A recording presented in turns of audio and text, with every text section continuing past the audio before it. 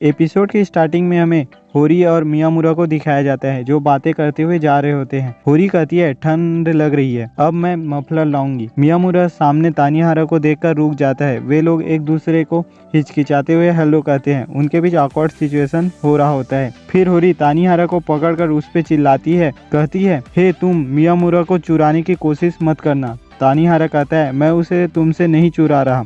होरी कहती है तुम लड़के कितने अजीब हो, तुम हमेशा एक दूसरे से दोस्ताना वाली हरकतें करते रहते हो, और अपना सर पकड़ लेती है। तानिहारा कहता है माफ़ करना पर ऐसा नहीं है, पर हम हाल ही में थोड़ा करीब आ गए। होरी कहती है तुम्हारा क्या मतलब है कि तुम करीब आ गए हो, सिर्फ दोस्त की तरह ना।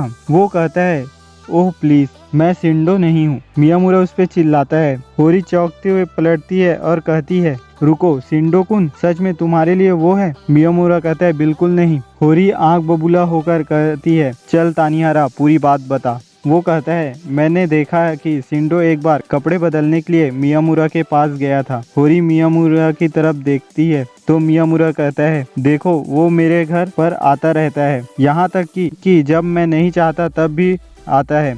फिर वहाँ शिंडो आ जाता है। उसे देखकर मियामुरा सोचता है जंगली शिंडो आ गया। शिंडो कहता है तुम लोग यहाँ क्या फुटपाथ पर क्या कर रहे हो? होरी पूछती है शिंडो कुन चीका चांद के साथ कैसा चल रहा है? शिंडो कहता है ठीक, पर वो अभी अपने एग्ज़ाम के लिए पढ़ाई में बिजी है तो हमारा मिलना जुलना नहीं हो पाता। हालांकि मैं बहुत सी रातें मियामुरा के साथ बिताई है वीडियो गेम खेलते हुए। ये सुनकर होरी का पारा ऊपर चढ़ जाता है। तानिहारा डरते हुए शिंडो को बहाना बनाकर वहाँ से ले जाता है। होरी कहती है मियामुरा मैं चाहती हूँ तुम कुछ जानो, मुझे लड़कियों से कोई दिक्कत नहीं, पर जब मैं सोचती हूँ कि कोई लड़का तुम्हें ले जाएगा तो मियामुरा कहता है ले जाएगा कैसे? होरी कहती है मुझसे वादा करो, अगर तुम किसी पर फिदा होते हो तो वो लड़की होगी, लड़के नहीं, ठीक है? मियामुरा ठीक है कहता है। फिर हमें स्कूल में दिखाया जाता है जहाँ मियामुरा अपने दोस्तों से कहता है मुझे वादा करना पड़ा, तुम लौंडो मुझसे दूर रहना।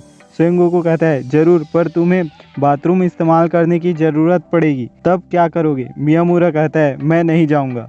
तो वे लोग उसे गुड लक कहते हैं। फिर हमें यूकी और उसकी बड़ी बहन को दिखाया जाता है जो शॉपिंग करके जा रही होती है। पीछे से यानागी यूकी को आवाज़ देता है। यूकी उसे देखकर कहती है तुमने चश्मे पहने हुए हैं। वो पूछता है क्या शॉपिंग चल रहा है? यूकी कहती है हाँ बुक और कुछ सामान, पर ज़्यादातर आर्ट सप्लाईज है। तो वो कहता है आर्ट सप्लाईज? यूकी कहती है ये सामान मेरा नहीं है, मेरी बड़ी बहन का है, और चौंकती है और अपनी बड़ी बहन को उससे इंट्रोड्यूस कराती है।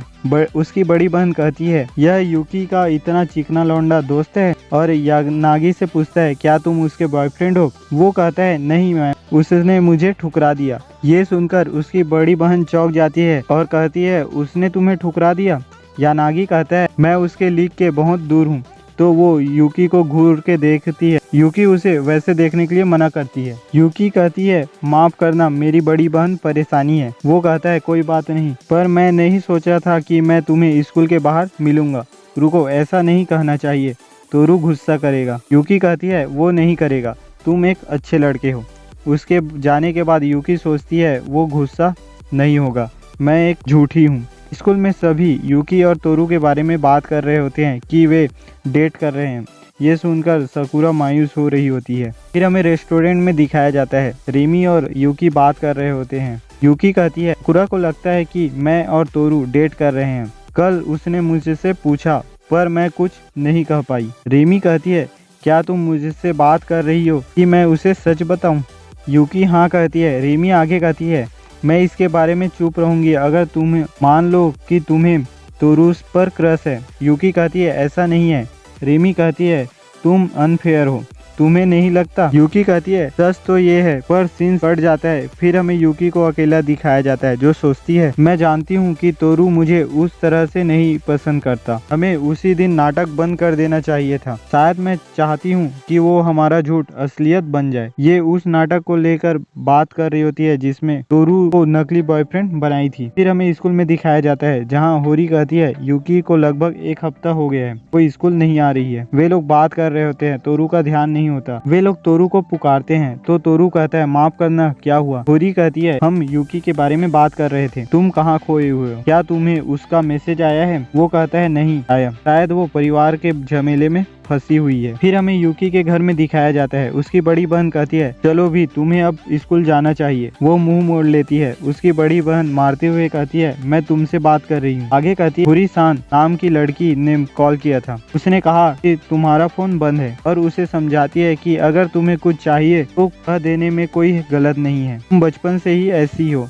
जो कुछ भी नहीं कहती, हमेशा ये तुम्हारी बुरी आदत रही है। फिर यूकी अपना फोन ऑन करती है और मैसेज देखती है। होरी के मैसेज पढ़ती है जिसमें होरी लिखी होती है आज मैंने मियामुरा के लिए कुकीज बनाई थी पर मेरा वक्त खत्म हो गया। उसने किसी और की खा ली पर अंत में वो 1 घंटे तक बाथरूम के चक्कर काटता रहा। मुझे उसके लिए बुरा लग रहा है। ये पढ़कर हंसने लगती है। फिर तोरू का मैसेज पढ़ती है जिसमें लिखा होता है कि साकुरा ने कहा है वो मुझे पसंद करती है। ये पढ़कर उसे शौक लगता है। उसके हाथ से फोन गिर जाते हैं। फिर हमें अगले दिन स्कूल में दिखाया जाता है जहाँ यूकी आई होती है। होरी उससे बात कर रही होती है।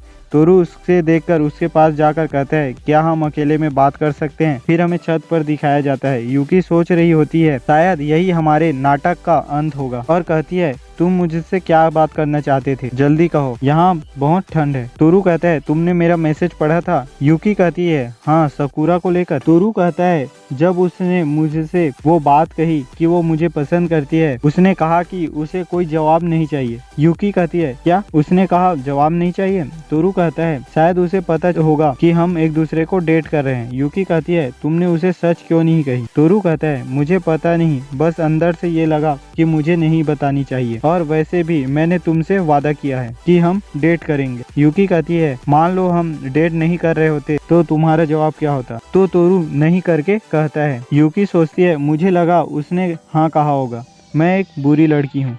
वो रोज कुकीज बनाकर लाती थी फिर भी उसने उससे बात करने की हिम्मत दिखाई और अपने दिल की बात कही ये जानते हुए कि वो उसे मना कर देगा। ऊपर से मैं जो भागती रहती पर मुझे राहत महसूस हुई कि तोरू ने उसे हाँ नहीं, पर वो मेरी फीलिंग को नहीं जानता। ये मुझे अंदर से डराता है। फिर भी मैं तोरू के साथ हमेशा रहना चाहती हूँ। साकुरा चेरी ब्लॉसम की तरह है। मैं गंदी मैली बर्फ हूँ, बिल्कुल मेरे नाम की तरह। तोरू कहता है आज साल का सबसे ठंडा दिन है। पिछली साल ज्यादा बर्फ नहीं गिरी थी, बस इस साल गिर जाए। यूकी कहती है बर्फ गिरे ऐसा कोई नहीं चाहता।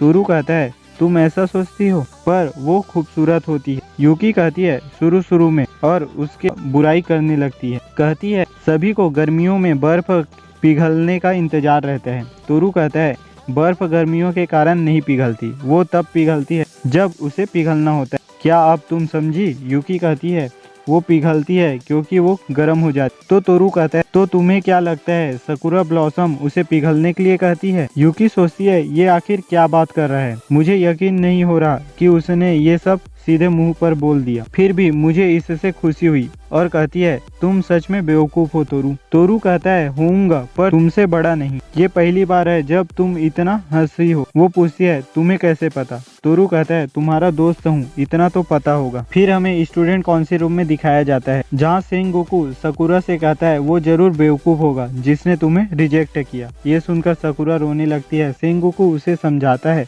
और सोचता है ज्यादा दर्द होता है, कोई भी अपने आप में गलत नहीं होता। तो इस एपिसोड में बस इतना ही गाइस। वीडियो अच्छी लगी हो तो लाइक कर दीजिए और अपने दोस्तों के साथ शेयर कर दीजिए। चैनल पर नए हो तो काइंडनेस के साथ चैनल को सब्सक्राइब कर दीजिए।